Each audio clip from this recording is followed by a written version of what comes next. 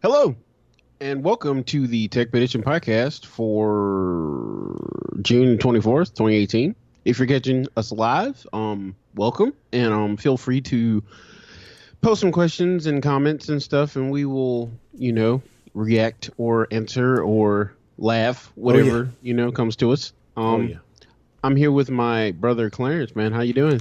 I'm doing quite good, sir. How are you doing? Oh, I'm good. Just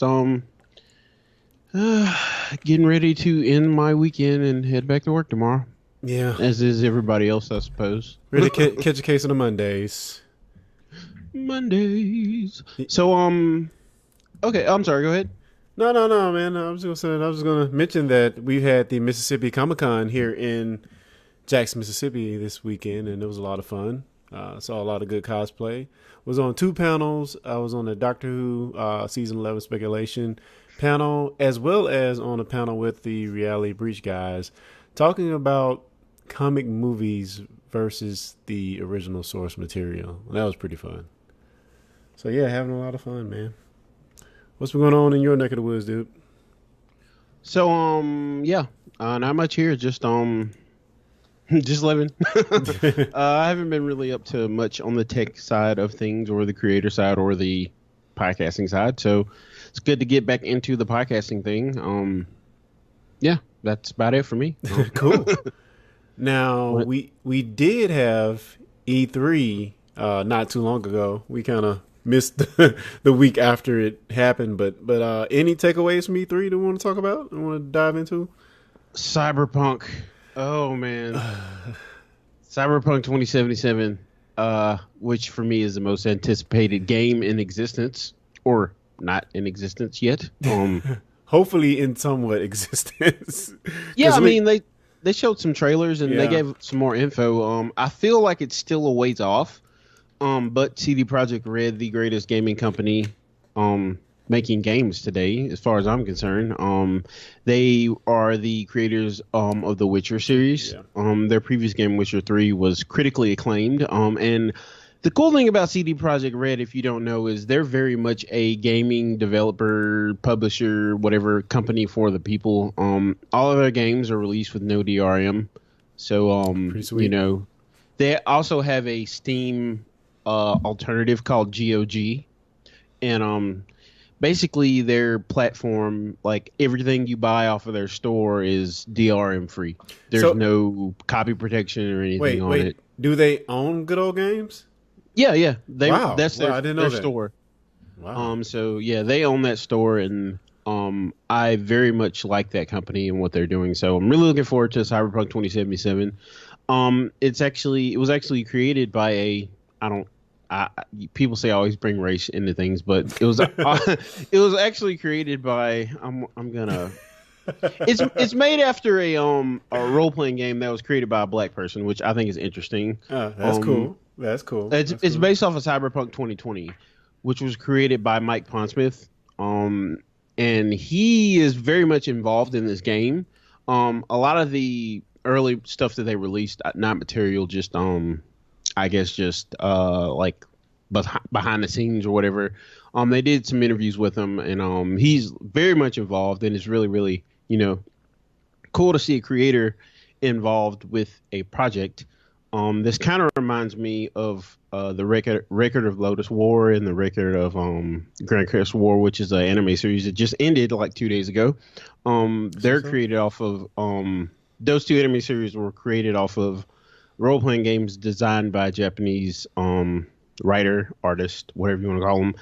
His name escapes me at the moment, but they also made games for Record of Lotus War as well. So to see a person that created something like heavily involved in the, the expansion of the property, that in itself is exciting. And like I said, it was created by Mike Pondsmith, who is the same color as me, and that's not something that's very common. So, I always feel like I have to call that out, or not have to. I want to call that out because you don't really hear of like very many African Americans involved in the gaming community as far as on the creative side. So I feel like that was something worth mentioning. So that's another reason I'm really excited for this game. And I mean, it looks like it's going to be gritty, violent, and a lot of fun. So yeah, cool. Cool. Yeah, very stylistic, and that's what I like about it. The trailer was phenomenal. Oh yeah. So yeah, some of the things that I saw that I liked, I actually was interested by the little bit we got of Halo Infinite. Its name, Halo Infinite. How could I forget about Halo Infinite? Yeah, and how could I forget about that? For the first 2/3 of the trailer, I was kind of puzzled as to what it was, and then you saw the helmet drop, of course, Master Chief at that point. But from what they showed, I could really not tell much of what was going on. It did feel a lot like the opening of original Halo. It felt a lot like that to me. Yeah. You saw deers and trees and stuff under the water, and I'm like, what's going on? How are they now? This is supposed to be a sequel to the last Halo, but somehow they are very much changing or mixing it up, at least from the aesthetic we got in the trailer. So I'm very interested to see what they're going to do, and can't wait to really get more information and kind of find out what's going on with that.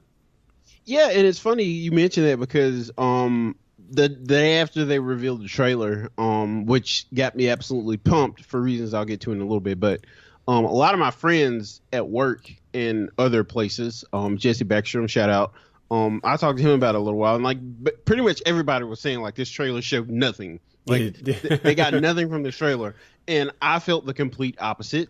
Really? If you're hardcore Halo fan, Halo hasn't felt like this trailer since the first one. Yeah. Not even Halo 2, because if you remember Halo 1, it took place on the Halo, one planet or ring world Halo. The entire game took place in one spot, basically.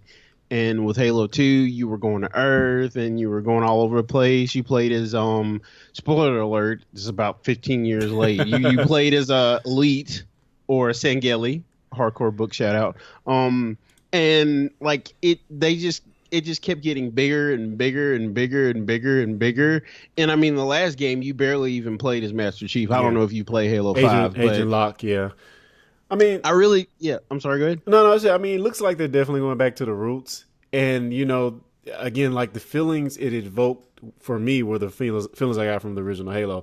Now, again, what are they going to do with that story? I have no idea. But hopefully they simplify but take some of the good nuggets that we've gotten over the years and make something a little bit more special. So, I don't know. Yeah, me personally, I had quite a few problems with Halo 5.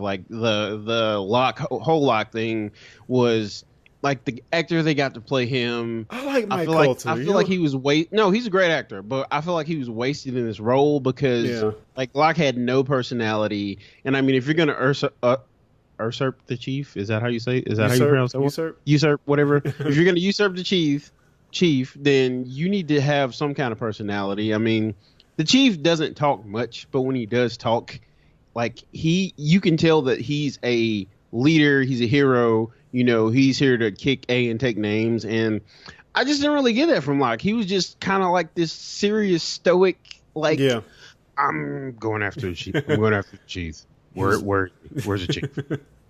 Oh, there he is. And he punches him once, and that was the coolest part. To me, that was the coolest part of the whole game, was when he punched Master Chief in the face. That was the coolest part. But there's that. There's the multiplayer stuff. I mean, the entire game was 60 frames a second, which in and of itself isn't a bad thing.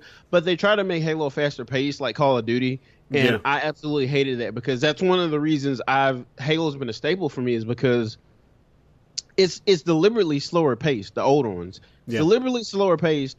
And because of that, you have time to think, and you can actually strategize with your friends. Tactical. Yeah. Because we used to play 16-player Halo, 4 TVs, same apartment. We used to do it once a week with a bunch of my friends from where we're from in Hattiesburg, or where we lived. And the thing was with that game is, I don't care how good you were, if you didn't communicate with your teammates, you were gonna get beat. It didn't matter how great of a sniper you were, or how good of if you didn't communicate and talk to your teammates and strategize, you were going to get destroyed. And they've gotten way away from that with the last Halo. It's more about racking up a kill count, or just blowing stuff up, or Twitch mechanics, I guess. Yeah. You know, more Call of Duty stuff, and it's like Army of One type thing. Which, if you think about it, makes sense because Master Chief is a walking tank. Yeah, really. But yeah. you know, to me, it felt like, and you know, you're right. It didn't really show a whole lot, but it felt like they were getting back to the old Halo, the Halo that I fell in love with. You know, I don't know. It's just kind of hard to explain, but just the entire art style, even though it was updated, it made me think of Halo 1. Yeah. And that has me very, very excited. Yeah, so hopefully they'll be taking full advantage of the One X, or hopefully we get it this generation. I'll say that. That might be a better thing to say. But also we saw the a few Gears announcements. Gears Pop, which is I'm not even sure what that's supposed to be. Gears Tactics, and looks like another proper Gears of War title. Oh my god, really? Yeah, I just saw like the main guy's like old now, and he has a son. Like, I haven't played Gears of War since the second one, so like I'm totally out of the loop. Yeah, I am too. I've been out of it a while, but it looks pretty interesting. Yeah, I mean, they keep up the ante on that one. And I mean, as far as Microsoft, anything else, I don't think anything else really jumped out at me, except maybe they bought three or four? They bought 5 studios, and so it looks like they're trying to take their developer game up to the next level. Oh yeah. So they're doing things. You were kind of stuck on them. Why? Any Nintendo takeaways besides Smash? Do we just need to Smash? Smash. Like, I don't know. Like, I don't want to bash Nintendo, and you know, when somebody says that, they're probably going to bash Nintendo. But it's like, I want to see something new. You know, like something new. I mean, it's like every console generation, we get a Smash Brothers, we get a Zelda, we get a Mario game, we get a kart game, and then it's time for the next console. Like. But people eat it up, though, so are they really wrong for that? No, I don't blame them necessarily, because it's working. It works until it doesn't, right? Yeah. So like I can't really blame them for it, but I just wish they would take some risks. You know, like, close the door, baby. Close the door. So yeah, I wish that they would take some risks. I mean, Xenoblade was sort of a risk. And you know, in the older consoles, when Rare was with them, you had like games that Nintendo necessarily wouldn't even think of doing, like Perfect Dark, Conker's Bad Fur Day, GoldenEye. Like, those aren't really Nintendo. Like, Rare was second party, but they were pretty much a Nintendo company at that point. You know, I guess you could say Metroid Prime is sort of a more mature type property, which they are making a new Metroid Prime. I don't think Retro Studios is developing it though, which is kind of a drag. Oh yeah, Mario Party. Yep, there's another one. Yeah. Oh yeah. The other cool takeaway that we haven't talked about, Fortnite. So Fortnite's coming to Switch. It's on the Switch, and Switch, PC, Xbox, mobile can all play together. Yeah. And Sony's still like, nope, we're not doing it. Which, you know, the thing that really jumped out at me, I heard somebody else make this point, is that Apple has even relented. Apple of all people. And you have Sony over here is not allowing the cross plat, which is just really tone deaf. I can see their point. They are at the top of the totem. They're the top dog. Yeah, you know. So why would they relent to get cross plat on their system? They really don't have a reason to do it. But by the same token, it's a free game, and they should do everything they can to foster creativity. And I don't know, it just seems like a backwards move to me. I mean, I don't really know. In this situation, they aren't hurting Microsoft. They aren't hurting Sony. I mean, sorry, they aren't hurting Microsoft. They aren't hurting Nintendo. They aren't hurting Apple or Android or PC. They're hurting their player base. Like, those are the only people that are losing on this, because if you're gonna buy Fortnite, you're probably going to buy it for one of the other or play it. You're probably going to play it for one of the other consoles, because, you know, Sony's locked to one box, you know, one system. And just the fact that me on the PC, I don't own an Xbox anymore. So me playing on PC, I can play with my brother on his Xbox, or I can play with my nephews while they're on the Xbox. Like, that's everything. Yeah. You know, like it's so silly that it seems like we shouldn't even have to like debate, like talk about this. It just doesn't make any sense. Yeah. But one thing I will say is when Microsoft was a top dog a generation or two ago, like they were the ones. Sony was the one saying let's do crossplay, and Microsoft was like nope. So in that sense, I can't really bash on them too much because Microsoft did the same thing when they were in the lead. So yeah, I mean, and a huge change in leadership, and I do think like if we're going to say cross compatibility is the thing, well, cross platform is the thing we want to do. That's the thing we want to make for our games. And we can speak to this because we've had this issue, even with Fortnite. We need to come up with a middleman or interim system that links up all the accounts in a easy fashion. Because we tried to do it with Fortnite. It was just horrible. What do we spend like 2 hours trying to get it to work? And I remember we had the same issue before with Street Fighter. Yeah. So we need like some system to make it a little more seamless. You know, if that's Sony's reservations, I would say they have a valid point, but they really haven't said why they're not doing it. So yeah, they haven't really given a good reason. So, but at the same time, you know, it's one of those things where I feel like in a couple years we'll look back on and like, wow, those were the dark ages when consoles couldn't talk to each other, and it's like dumb. Sony and like Microsoft, they have kind of a bromance now. They're like adding each other on Twitter and stuff, and it's like, hey, what do we want to build in Minecraft tomorrow? It's like it's just funny to see game companies so chummy, I guess, because they realize like it's people are gonna, well, to a certain extent, people are gonna buy what they want to buy, because at this point, let's be honest, like 80% of the games are on all the consoles.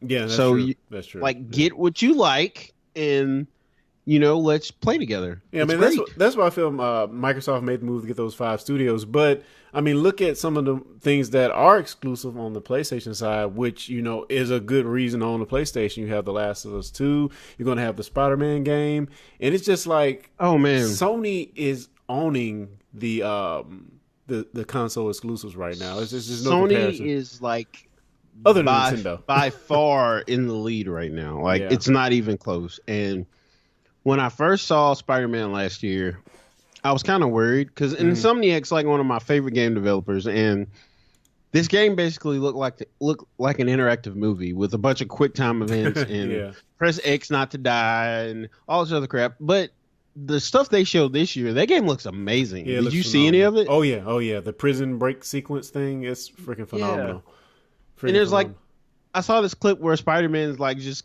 walking on the street, and this guy's like, "Hey, let's take a selfie," and he you take a selfie with like just one of the people, like just little stuff like that.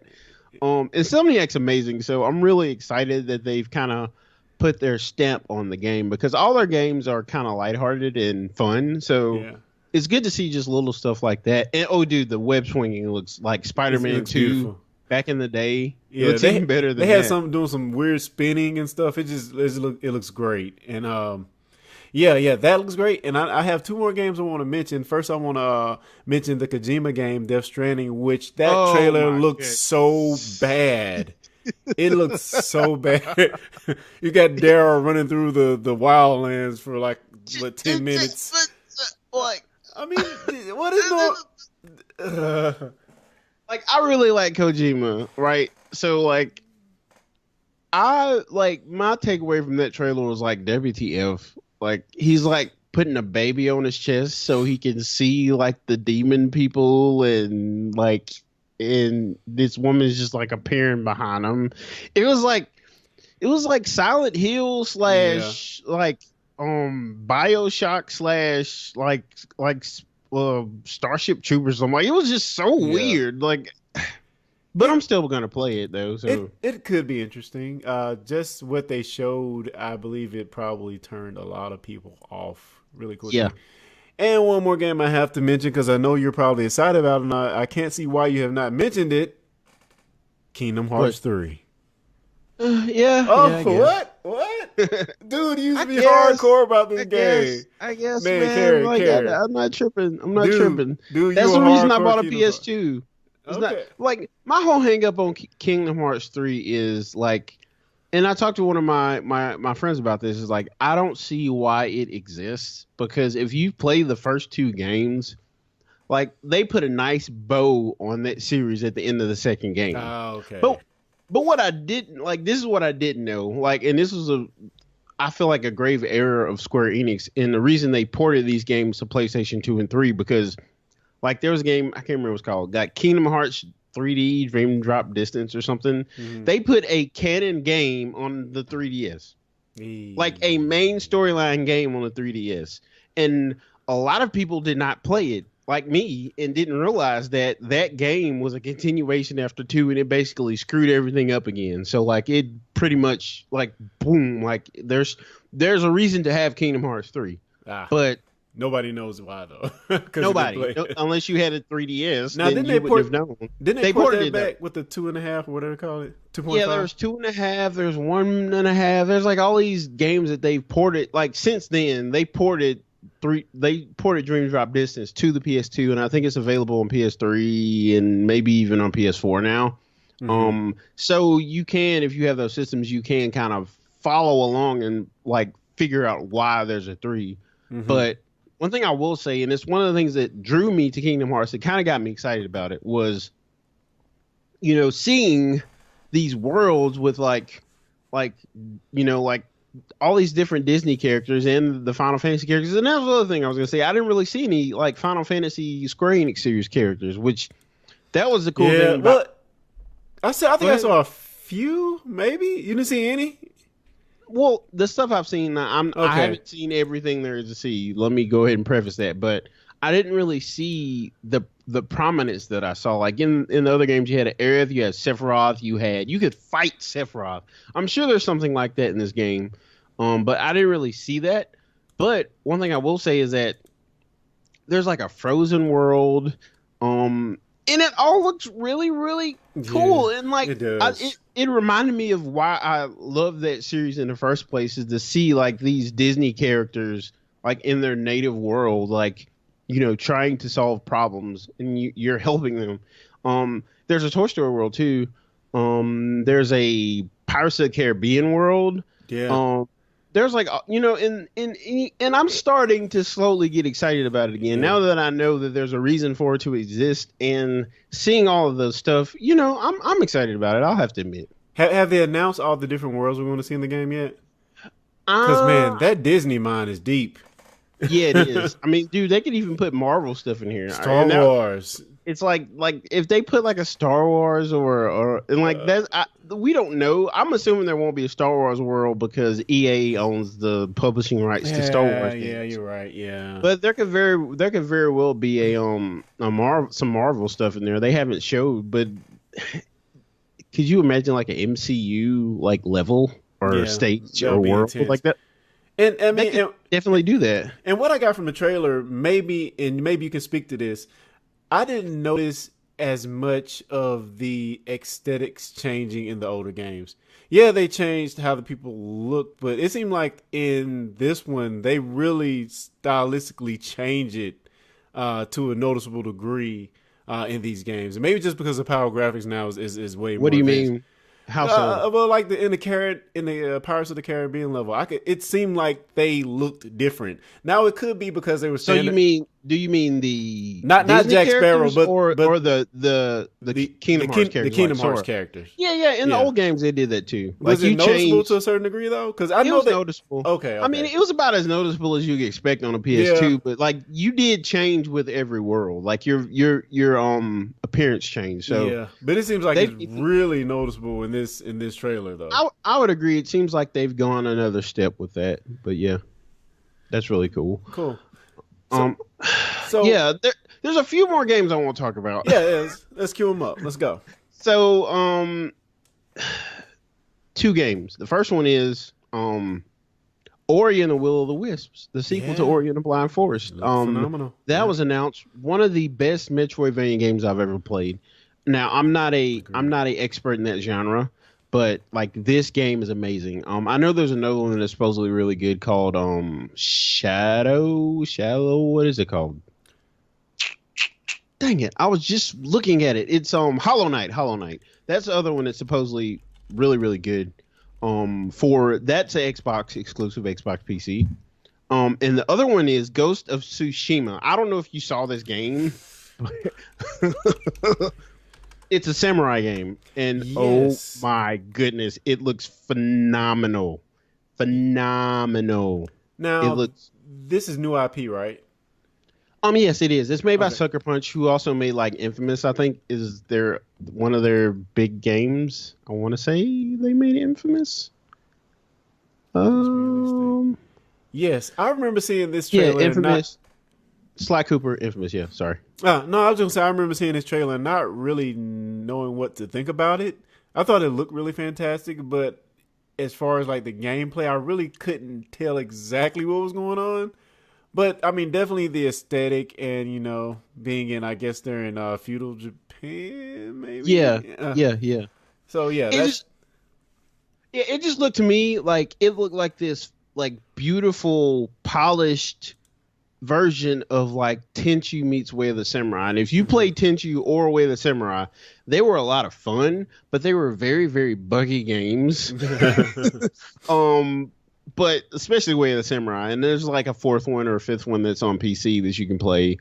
GOG.com, you can buy from there. But this game just looks like that to like the nth degree. I feel like out of all games I saw at E3, and this game could probably end up being like a what is the game? Heavenly Sword, kind of like a not very long but action packed type thing. But I was really, really excited about this game. So yeah, that was probably my pick of E3 was Ghost of Tsushima. Cool beans. Now I kind of want to stay on the Xbox vein if we're going to move away from E3 a little bit. I think it was maybe last year Microsoft kind of floated maybe the possibility of getting some VR on the Xbox console. But yeah, I remember that. Yeah, but it has recently came out that they are not moving forward with VR on the Xbox One era Are you console. serious? Yes. No yes. VR. No VR. Which I really can't I say get it's it. a bad move, though. I really can't say it's a bad move because we haven't really figured VR out in the console space yet. But my problem is they should be the ones that try to figure that out. 'Cause Microsoft has a tendency to get on things too late, and I think this might be the case because PlayStation has had all this time to have an iteration of a product out, and just think of what they're going to do with the next version of what is it? The PlayStation. Do you know the name of it? 5? No, the PlayStation VR thing. PlayStation. It's just PSVR. Yeah, PSVR. PSVR. PSVR. I mean, they've had a whole generation to get theirs out there, and they're going to learn so much by the time they come out with their next version. I think it really feel it's going to be phenomenal. Now, can Microsoft maybe partner with Oculus or partner with somebody else and get something out that's pretty competent the first go around? Yeah, probably. Well, I mean, I hate to interject, but like I don't feel like Sony's going to be that far ahead of Microsoft because they're doing all this mixed reality stuff, which is basically Are they really doing it? But look, just follow me for a second. So with the mixed reality, you don't need sensors because basically there's a camera in the front of the headset. Yeah, inside out? Yeah, well, you can see what's happening, and that is your tracking. You don't need like stuff around your room, I guess. And the other thing is, I feel like Microsoft is a bit sheepish about doing VR right now because they're still dealing with the blowback from Kinect and. They put all this money into Kinect. They put all these development dollars into creating this new platform that just fizzled out. And I feel like they're just nervous at this point. They don't really know if VR's here to stay, so they're just kind of, just waiting to see it play out. And it's not VR isn't there yet. Like, let's just bottom line, it's fun. True. There's some cool games like Beat Saber and Space Pirate Trainer and Resident Evil 7 on the PSVR because they got exclusivity. Like those games are like showpieces for VR. But right now, I mean, that's about it. There's not. Well, I was talking to Jesse. Hey, Jesse, I think he joined. He was talking to me about Fallout 4 on VR. Mm-hmm. He's been playing a lot of that, and he said that's pretty fun. But I don't think it's there yet because basically with Fallout 4, what they had to do was there's regular Fallout 4, and in my mind, that's like a $15 to $20 expansion that you buy that enables VR on your Fallout 4. He had to buy a completely different Fallout 4 VR. That sucks. It's a completely different game. And Skyrim is the same way. It's a completely different game. Your saves don't transfer. So you like, but it just costs a lot of money. But those are more like logistic small things. But I do think they're behind in the sense of, unlike the Kinect where it was their own product, they were the only ones really ushering that and trying to get developers to come on board. With VR, there are so many people doing it already. So by that token, you're going to have developers already enthusiastic, already developing games. And all you really need now is the hardware and start adopting those titles on your platform. So I think it's primed. Is it there yet? Probably not. But they need to start putting themselves in position to be ready when it does come. But, even with that, I think that they should follow the same model they did on the PC. They made the dev kit, mixed reality headset that was like $3,000 for developers. And then you have like HP and Lenovo. HoloLens, yeah. So you have HP and Lenovo and like all these other companies. They're the ones that are actually making the hardware. And I don't think Microsoft will do that. But, if they want to mitigate some of the risks, they can license their VR reference for the Xbox Next. I don't know let's talk about that for a second. I don't know what they're going to call the next Xbox. So you have Xbox One. Well, you have original Xbox. You have Xbox 360. You have Xbox One. So what's the next Xbox? Is it Xbox 2? Is it Xbox 720? Is it Xbox One 1080? Like what is it? Yeah, I what are they going to call it? It's going to be Xbox and just drop the Xbox 2019 or whatever, 2020. Xbox One Z? Like, they can't just call it Xbox. There's already Xbox. Yeah, they can't just call it Xbox. So, like, they kind of painted themselves into the corner, and for a stupid reason. The only reason we got Xbox 360 is because they didn't want to have Xbox 2 while Sony had PlayStation 3 out. Because it's one bigger number. Like, and that's stupid. Yeah, it's ridiculous. I mean, I do think they're going to take like the iPhone model and just call it Xbox. But we thought they'd do that with this last generation. So who knows? They'll find something. They have a marketing team who are geniuses, and that's all they do. So they'll figure something out. Just don't come up with a stupid moniker so all the Sony people like Jesse can call it the X-Bone. Oh God. I hate that X-Bone. It takes more effort to type X-Bone than it does to type X1. But people do it just to trolls. Like oh, smug. The X-Bone. But yeah. Oh man. So I feel like it's wide open, but they can do whatever they want really. We'll buy it, so Yes. So, man, I want to bring up another story to just pivot a little bit. Dude, the movie-going subscription service game is heating up. It's heating up. Of course, the first one that kind of really took off was Movie Pass when they dropped their price to acceptable levels, $9.95 for unlimited, which is just kind of ridiculous. Yeah. $10 unlimited movies. I don't see how that's sustainable, to be honest with you. Still don't.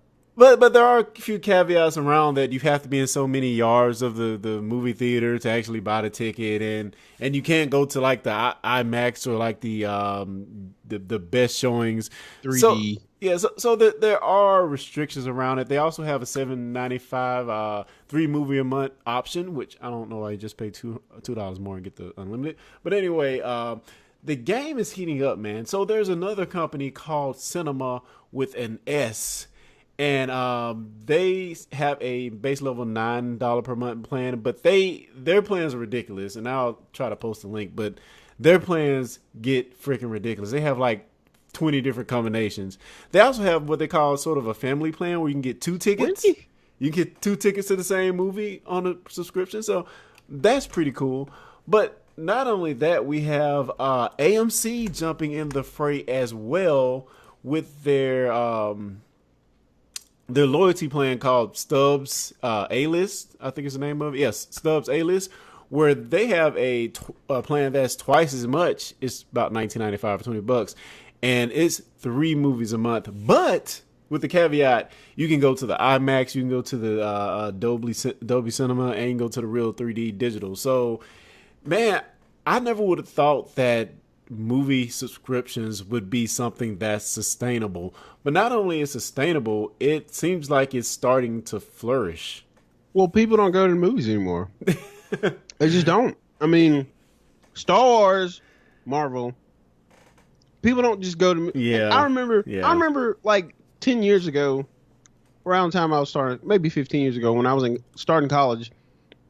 Some new movie was coming out. I'd just be like, "Hey, let's go." Me and my friend Andy, we'd be like, "Hey, let's go check this out." We don't know much about it, but people don't do that anymore. It's like Marvel, famous actor that I know.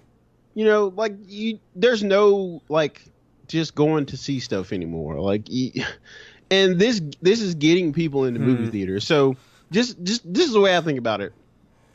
$9 a month from somebody who doesn't go see movies is better than them not going at all. Yeah, that's true. And that's true. Movie theaters don't make their money off the tickets anyway. They make it off of the concessions, like freaking $10 for a drink. Yeah. And popcorn, $15 for a drink and popcorn. Like that's where they make their money. They're getting people in the door. If it gets more people to the movies, then I can see them charging $5 a month for it because most people buy something when they go to the movies. Most people do. Yeah. Yeah, agreed. So I feel like it makes sense. But this is a classic model though. It's the plucky upstart shifts the paradigm, and then company catches up and just crushes them. Like this is going to kill MoviePass. Yeah, and I feel like it is because MoviePass, you go to the website, it doesn't load all the time. Feels kind of sketchy. You don't really know the company. That was my reaction because when I heard about this, I was like, cool, MoviePass. So I go to the site and it's like not loading all the time and it's asking for my credit card. To me, I'm always nervous about putting my credit card or debit card, whatever, or my payment information into a site that I don't really know anything about. So people that were probably not, kind of on the fence about MoviePass. Oh, AMC. I know AMC. Yeah. AMC, I think their world headquarters is here, but especially here, I feel like it's going to really take off. So, well, no. I mean, I don't see why every theater chain does not do the same thing. I mean, so like what Apple does when the app comes out, and the app is all cool and stuff. Apple will just implement it themselves and make all the money. So build it into the OS. Yeah. The flashlight, man. They killed those poor flashlight devs. They killed them. Yeah. Who's standing up for the flashlight devs? No, no, man. But yeah, it's just a model that I think will work eventually. But once we get these bigger chains, well, the other bigger chains, because AMC is pretty big. Once we get the other chains jumping in, man, it's hopefully it can actually help the movie industry in the long run, because no doubt the people from MoviePass, and I think a black guy actually owns them, but the people from MoviePass, no doubt they ran much market analysis and scenarios to determine that, if we charge this much, it doesn't matter, because like you said, nobody goes to the theater. So yeah. Even though MoviePass was $50 a month, and let's be honest, if you go to unlimited movies for $50 a month, that is like a huge deal. It is. That's a steal. Like if you think about it, you can go to 4 movies a week and pay for it pretty much, and people still weren't buying it. Yeah. Because it's like I could just pay $9 for. They made it Netflix price, and that's what got people in, which is kind of sad, but it makes sense, I guess. Well, it's almost like $9.95, and maybe I'll throw $14.95 in there too. Those are kind of like the new 99 cents models. Cause $19.95. Yeah, $19. Because I mean, we are paying that price for so many things. So when something's in or around that range, we feel like, okay, we can do it. Whereas if it's $19 or maybe $25 or $24.95, we're gonna be like, second thoughts. But yeah, that's kind of where it's going. And yeah, the subscription model is just like the future of most things. And yeah, I actually need infinity dollars. Cool, I mean, there's this company called Slate Digital. This is kind of a total tangent, but they sell plugins for digital audio workstations. So like if you're recording music, they sell all these plugins and they're like ridiculously priced. So like to get all of their plugins, it would be like $3,000. And they recently came out with this subscription model where you subscribe for, I think it's like $30 or $50 a month or something like that, which is pretty good deal. And you can use all their plugins. And I was just joking. Some guy was like, "So, does your monthly payment go towards paying off all the plugins?" And I was like, and the owner like replied, and I was like, in other words, no. Hashtag Infinity Dollar. Oh man. Yeah. Well, I guess it's just like the music industry with Spotify. You know, they don't get the money that we got back in the heyday. So yeah, but we say this all the time though with like convenience. It's like this is good for the movie industry now. Like it's actually less convenient. Like if I'm paying $9 a month and I can go see any movie I want, why would I download one? Yeah, that's true. It doesn't make any sense. I can go see it in the theater with the big screen and the surround sound. Like it just doesn't make sense. Yeah. It's kind of less convenient in some ways. I mean, you still have to leave your house, but yeah. You know, and to just further your point, and maybe this might just be my sound system setup, but I just recently saw Thor again because it's on Netflix, Thor 3, and it just wasn't the same. It wasn't the same seeing it at home as it was to seeing it in the theater. But it was still good. Marvel movie. Still good. I love Black Panther, but Thor Ragnarok was the best. Yeah, I feel.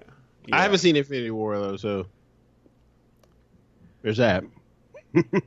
Cool. So, speaking of Marvel, let's just spin and talk a little bit of comic book news.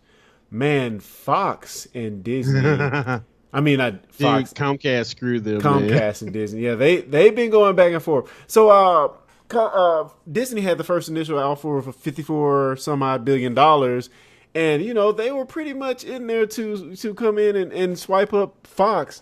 But lo and behold, we had Comcast come in and come back with, I think, a $65 billion deal.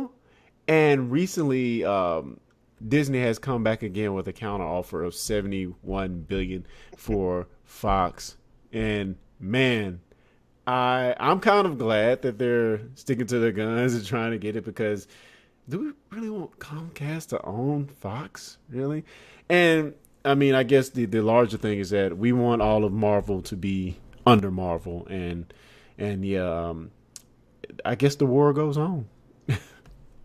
Yeah, I mean, to put this into perspective for like how much money that is, like somebody broke it down on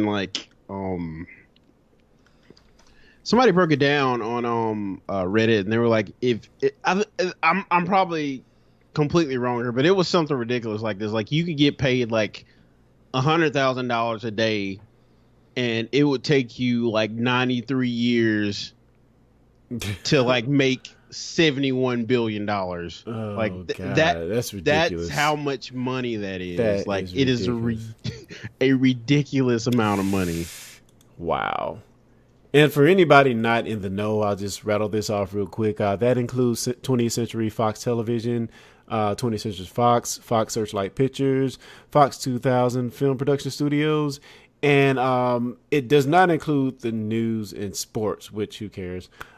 So yeah, I mean, I just, you know, we want Disney to have this because it would only be right.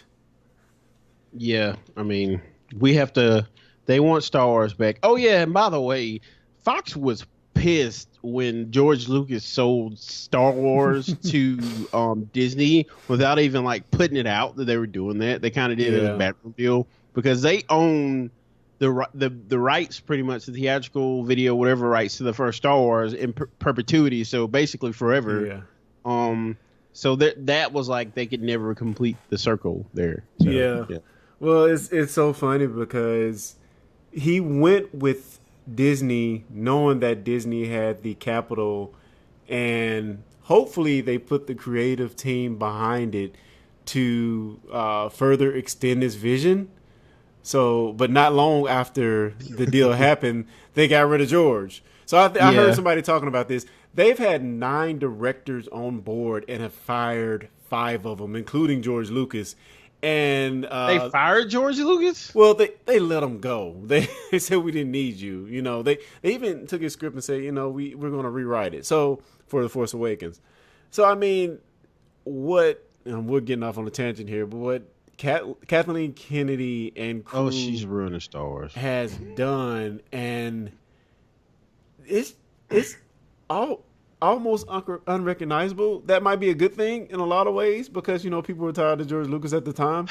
But and I was just talking to somebody at this is a Comic-Con about it, man. He's like a hardcore Star Wars fan. It's a guy from Vans Comics, which is here in Ridgeland, Mississippi.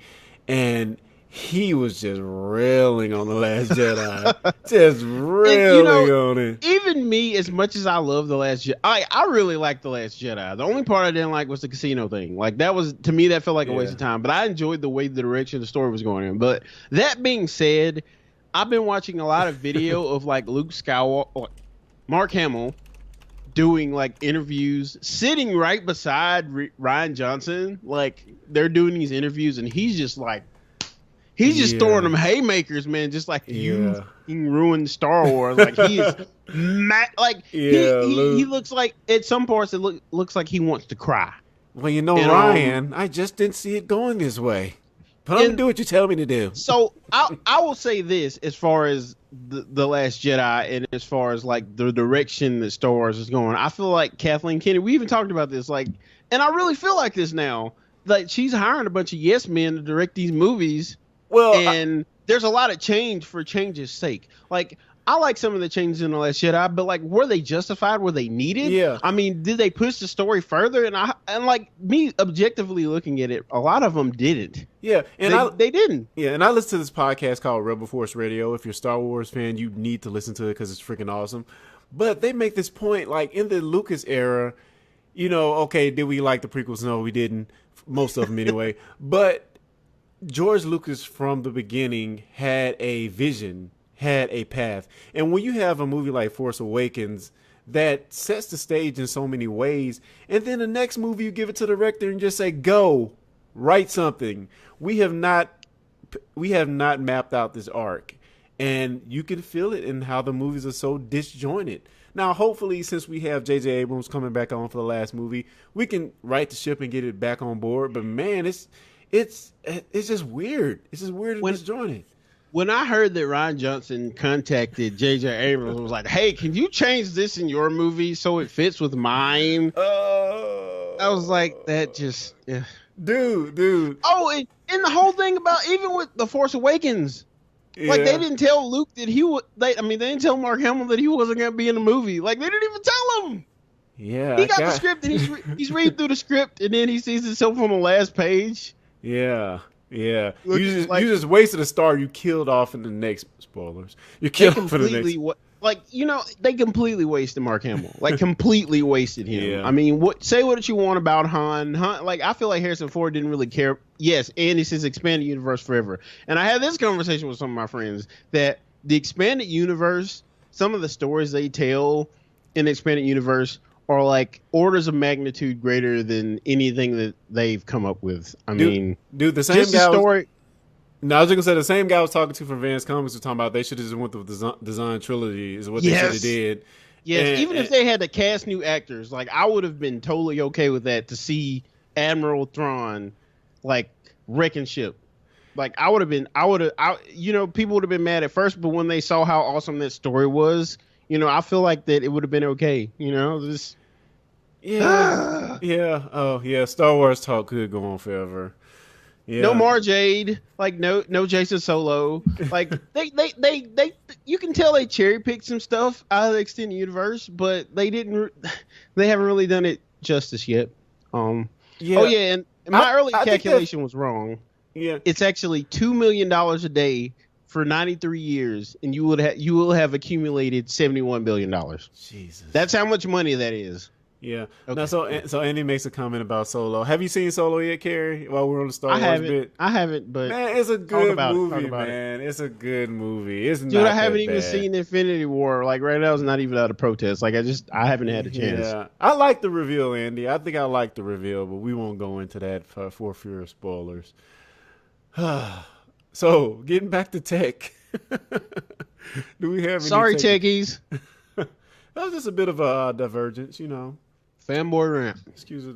We digress. You can tell that we really like those. Oh, we didn't talk about, in the space of Star Wars, we didn't talk about the most obvious news from our executive branch. Do you want to make... Commander-in-Chief!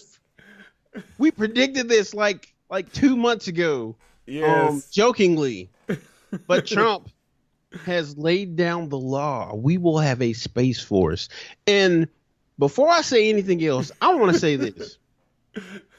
Okay, you don't like Trump, fine. Okay, you don't have to like Trump. It's okay. But if you are unwilling to admit how cool this is, there's something wrong with you. Yes. You need to seriously do some soul searching because this is amazing. It is awesome. And even a broken clock can be right twice a day. So this is so cool. I can barely take my excitement. I was like, where do I sign up when I heard it? This is so freaking awesome. Now, I don't know if he went into details about exactly what it's going to do, actually. Personally, I just think it's maybe the space-related things that maybe the Air Force was already doing. Yeah, that was they're just separating out. He did make the statement separate but equal. So, it's another branch of the military called the space. Do you get the magnitude of that? This is the UNSC. This is the United Earth Federation. Well, maybe not that, but this is very, very significant. We're one step closer to getting a Gundam. It's awesome. Yeah, man. It's awesome. And like you said, hate Trump as much as you may. I was excited about this announcement. Now, again, we have to figure out what that really means. Does it mean we're going to have satellites with weapons around, the Earth? I don't think that's on the international standards. I don't think it's possible. But maybe it could lead to some further development of some type of things in space. I don't know. Whatever they do, I'm just glad that space relating things are getting an actual budget and getting money. So yeah, I'm excited. I know I've been, and I feel like a lot of my friends have been saying for the past 20, 25 years, maybe not 25, 20, that we need to look to space again. We went to the moon almost 60 years ago. Yes. Think about that for a second. It's been crazy. That long since we went to the moon. The freaking moon. How much is technology advanced since then? Yeah. Think about this. Back then, the computing power contained in this is what they went to the moon. This is more powerful than what they used to go to the moon. This is more powerful than those apartment building size computers that they had in the 60s. This. Yeah. You mean to tell me that we can't go to Mars? Yeah. Assuming that we really did go to the moon, and that's another discussion for another day. But if we actually did in the 60s, if that actually happened, what? Are you kidding me? Are you kidding me? And now we have a president who finally says we need to focus on space. We need to, there's already, like you said, there's already a division, Air Force Space Division. They're going to break that out, but they're going to have a budget. They're going to have a directive. This is amazing. How could you not be excited about this? I'm excited about it. And, one of the things during the Obama administration, he really wanted to put money toward NASA, but unfortunately he didn't because we didn't have the money. And they actually did a lot of cuts during his 8 years.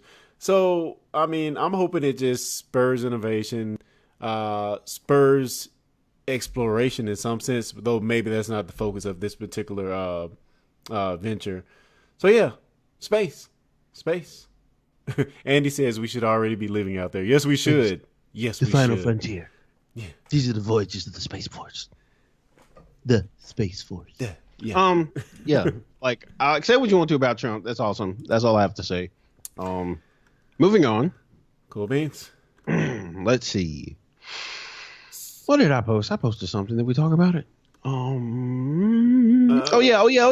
This is something. It's not. It shouldn't take too long. But iPhoneX.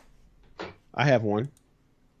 Hasn't been the best success for Apple. Admittedly, they really had trouble selling. They've had trouble selling it. Which is one reason I got one because AT&T was having so rough a time selling iPhone 10s. That they put them on sale for 2 for $1 at the beginning of the year. They weren't selling them very well. But a cool thing was that the designer It's like his name's Ives or something. I can't remember his name, but like the master principal designer of the iPhone. His ultimate vision of the iPhone. Yeah, Johnny Ives. Like his ultimate vision for the iPhone is a single pane of glass.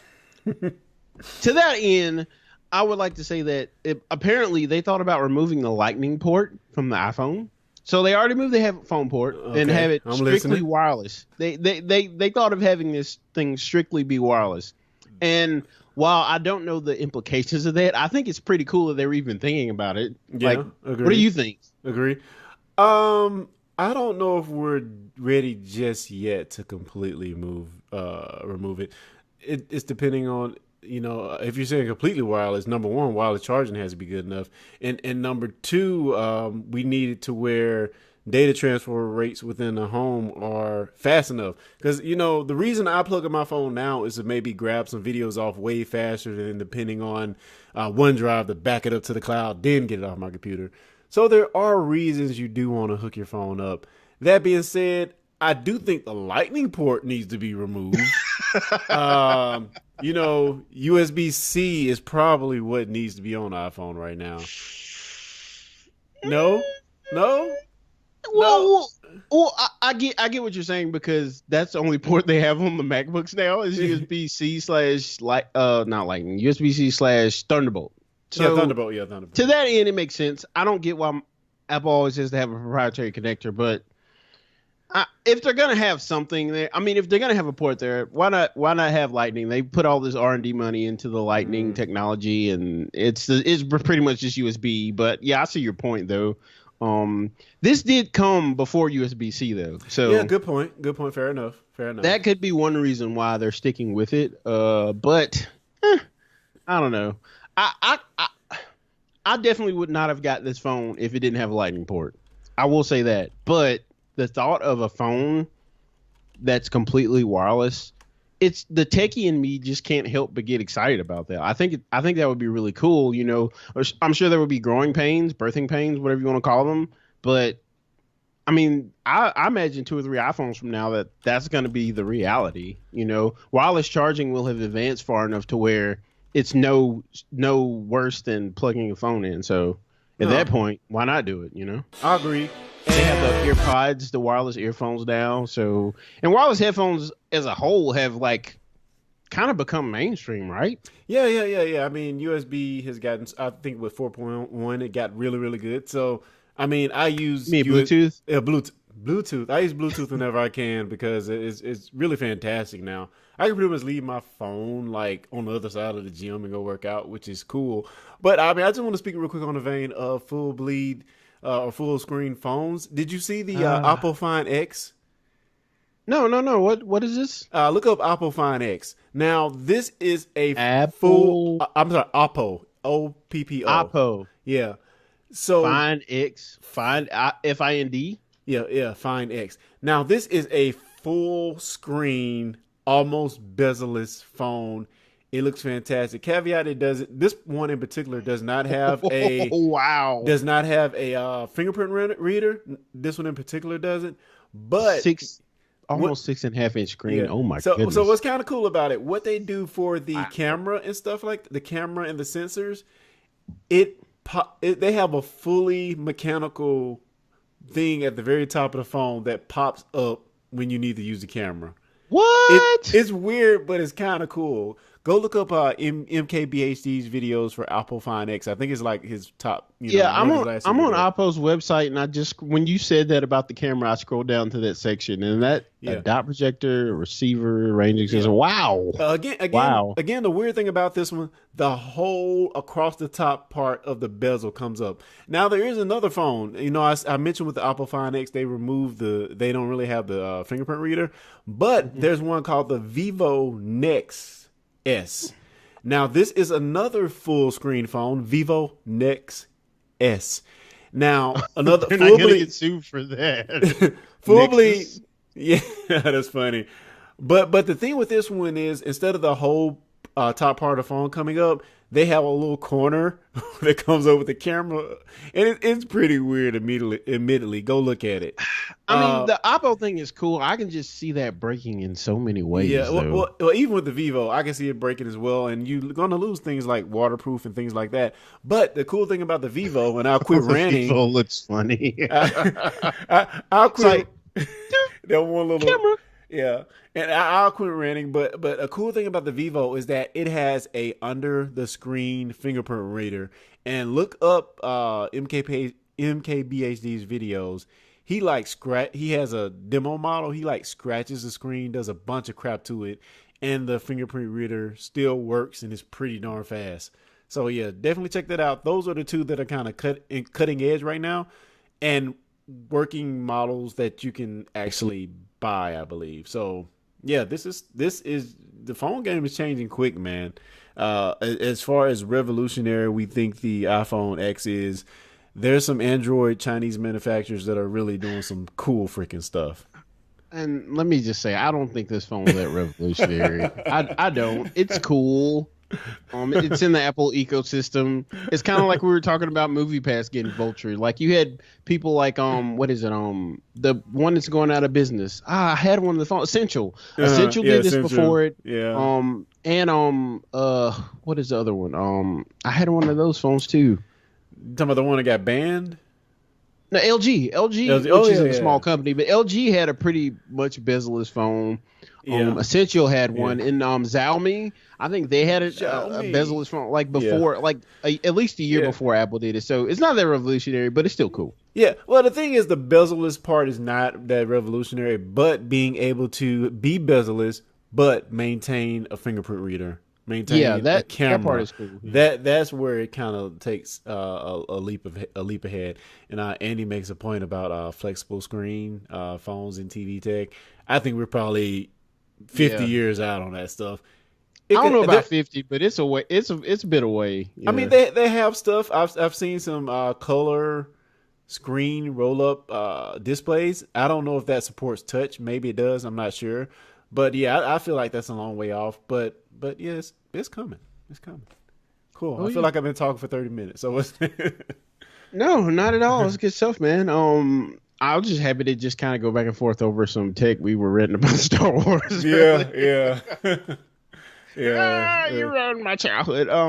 But I don't know. Like to me, with phones, we're just getting to that point. We've talked about this before, where like there's not a whole lot more that you can do to a phone. Yeah, it's getting kind of hard to innovate in the phone space. Yeah. So Oh yeah, and there's one more thing that I want to talk about that I forgot. This face reader thing, I'm so sick of it. I'm so sick of it. Why? It's like, oh, my phone unlocked. Oh, it didn't work. Oh, let me sleep my phone and wake it back up so it can read my face again. Oh, there it worked that time. When I could just put my finger right here and unlock my phone in like half a second. Like it works. It works, but it's stupid. It's so sweet, my Android. Just a finger right there. Ooh, I'm unlocked. Like I have to sit here and wait for my face to be read. Even if it takes a second, that's twice as long as it did when I had a fingerprint reader on the back of my phone, Apple. Like, is it just because you didn't want the Apple icon to get removed? Is that why you didn't put a fingerprint reader on the back? Like, why? Just why? Why? I'm sorry. I'm done ranting. I still like this phone, but I'm tired of looking at my phone, and if I have cover over my face, or if I'm in the weird sunlight, or like right now, it can't unlock because this is in front of the bottom of my face. It won't unlock. It won't. Can't you just type in the code? I could. Who wants to do that? Yeah, I it's like I could do that on my. Where's this? I have this old Android phone that we call Old Black. Because it's the phone that I bought for my nephew and niece when they lived with me, and she was like, "I want an iPhone." I was like, "You better get Old Black, and we can call you. You don't need to get on YouTube. Just text and talk." But it's like I can do that on the old phone that's like 10 years old, and there's just some part of me that I'm so used to not having to type my code in from having the LG phone and from the other phones I had, even the other iPhone I had, I'm so used to not having to type in the code. It's like we're talking about first world problems here, but it's just like it's annoying. Yeah, no, I feel you, man. Even me, I think the last phone before I had this was the S6. I went from the S6 to the S8. Of course, the S9 is out now. But like it's a huge jump in like the fingerprint reader, the speed, and things like that. So yeah, I can see if somebody takes that away, I'll probably be ticked as well. Yeah. I want to mention like another phone note. Of course, we have iTunes and Apple Podcasts on the Apple iOS side of things. So Google has officially launched a podcast app. Which are you serious? Finally? I'm like about time. Yeah, Google Podcast. Pretty standard fare as far as podcast apps go. They do have some suggestion / trending features that are part of the app. But, we've had Google Play. Google Play done some podcast things on Android, as it were, for, the last few years. But as far as Android just overall, and it relates to podcast management and like a default, it's kind of the Wild West. It's kind of been the Wild West. And I'm hoping Google makes the equivalent over here on Android of what we have on iOS. Because I've never heard you say that before. Come on. Isn't Apple / iTunes / Apple Podcast, isn't it the gold standard? It's the gold standard for podcasts. So I just want to see Android / Google have something on this side, rather than when it's an Android person I want to tell about my podcast. Oh, I can't say this. Go to the Google Podcast app. I gotta say, on whatever podcast app you use, if you have one, your favorite podcast client of choice. Yeah, like what is a podcast client? Whereas on iOS, I can just say Apple Podcast, and they know where to go. So it's about time. I mean, shoot, for goodness sake, even Spotify has podcasts now. Like, come on, it's about time, Google. Yeah. Google doesn't know what they want to do, man. Different day, a different story. I wonder what their official stance was on podcast clients, though. Like, it just didn't make any sense. Like, none. What are we, like 15 years in now? Yes, they're finally doing a podcast app. None at all. It's just weird. I mean, taking into account that they really pretty much cover their bases in every other aspect on the phone, and I don't know. It's just. That's a disappointment for the most part. Yeah. Yeah. Did you have anything else you want to talk about, sir? That's pretty much right. We've been going strong for an hour and 7 minutes. Yeah, we probably ran a little long, but I feel like we gave the people a lot of info. Thanks for hanging out with us, Andy. We got to get you back on, man. Yeah, Mr. Sims. You're my boy. You're the guy, but I want to be the guy too. And all that stuff. So. Yeah, check us out next week.